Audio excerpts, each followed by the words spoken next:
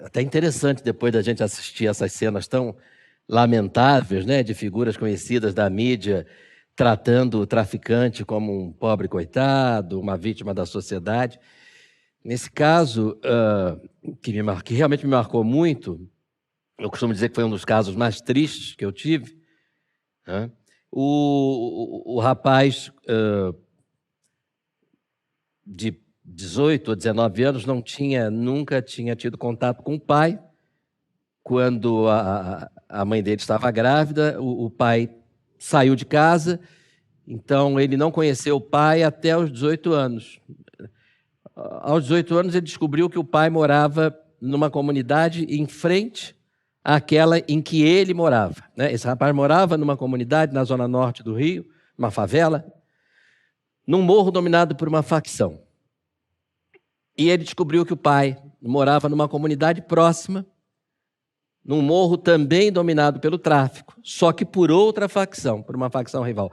Esse rapaz não tinha nenhuma relação com o tráfico de drogas, nem com crime algum. Ele era trabalhador, ele estudava e trabalhava.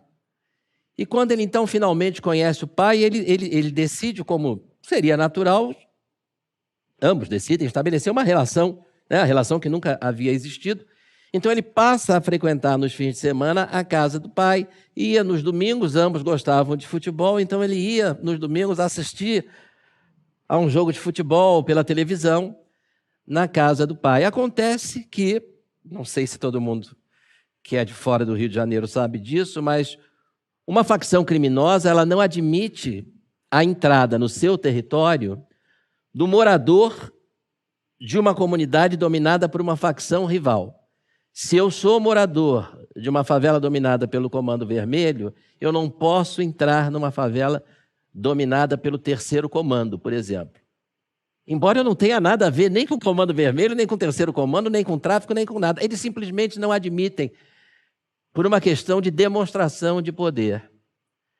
Então eles foram, num desses domingos, na casa do pai do menino, arrancaram o menino que estava no sofá com o pai assistindo ao futebol, arrancaram o menino da sala do pai, na frente do pai, amarraram o rapaz na parte de trás de um automóvel, com a boca no cano de descarga, juntaram todo mundo na pracinha ali da comunidade, porque, repito, isso é uma demonstração de poder.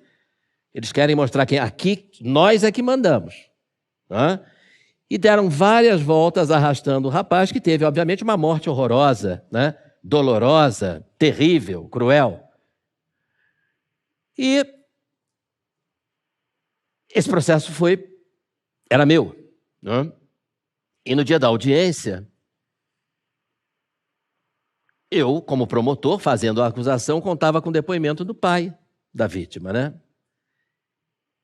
E aí, diante do juiz, diante do promotor, diante dos advogados e diante dos réus, dos acusados, foi perguntado para o seu João, para o pai da vítima, como é que seu filho morreu? E ele, então, para meu absoluto desapontamento, diz, não sei. O senhor não sabe como seu filho morreu? Não, mas o promotor está dizendo aqui que os traficantes entraram a fazer isso. Olha, o que eu sei dizer é que ele assistiu o jogo de futebol comigo, na minha casa, e quando o jogo acabou, ele disse que ia para a casa dele, foi embora. E depois, nunca mais soube dele. Quando eu soube, ele estava morto. E aí eu fiquei assim, acabou o meu caso, né? Porque aquela era a prova que eu teria para pedir a condenação dos traficantes.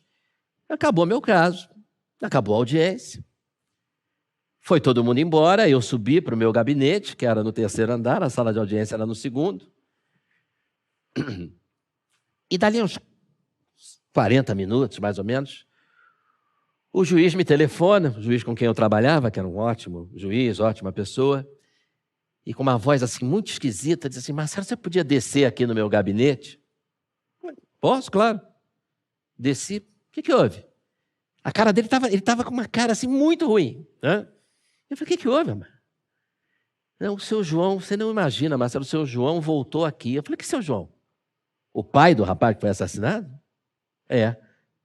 O seu João, aquele que deu aquele depoimento horroroso, que acabou com o caso, acabou com a minha acusação. E aí ele voltou aqui, sabe? Ele ficou escondido no corredor esperando os réus irem embora. Voltou aqui e disse que estava voltando aqui no meu gabinete para me pedir desculpa por ter mentido. E aí começou a chorar. Disse que ele mentiu, que ele sabia perfeitamente que o filho dele foi morto pelos traficantes na frente dele. Disse assim para mim: olha, seu juiz, foi do jeito que o promotor escreveu lá, mas eu não posso falar isso porque eu moro lá. Lá são eles que mandam. Se eu digo que foram eles que mataram meu filho, o próximo a morrer sou eu. E eu percebi que o juiz percebi pelos olhos dele que não foi só o seu João que havia chorado. Né? E eu falei: olha, veja, o que pode restar para um pai que perde um filho dessa maneira? Né? A única coisa que pode restar a ele é a esperança de que a justiça seja feita. Mas para a justiça ser feita, ele precisa contar o que aconteceu. E se ele contar, ele morre. Né? Porque ele mora numa dessas comunidades onde agora a polícia está proibida, inclusive, pelo Supremo, de atuar. Né? Ele mora numa comunidade que sempre esteve e agora mais do que nunca está subjugada pelo crime organizado, por esses traficantes que o programa de televisão quer nos fazer acreditar que são meninos, não são tão ruins assim, são bonzinhos, coitados, são vítimas da sociedade. Vítima é o seu João, vítima foi o filho dele. Não é? Então não resta nada para esse pai, não resta nada para um país que deixa uma porção significativa da sua população. Uma parte grande da população da minha cidade mora em comunidades assim. Eu não estou falando de milhares, estou falando de alguns milhões de pessoas, né? Certamente mais de 1 milhão, pelo menos. Vivem essa realidade. O traficante mata o filho e ele tem que fingir que não sabe quem matou o filho. O traficante estupra a filha dele, não escondido, não. Ele diz assim: olha, quero a sua filha, que é bonita. E ele tem que fingir que não aconteceu nada. Porque se ele reclamar, quem morre é ele.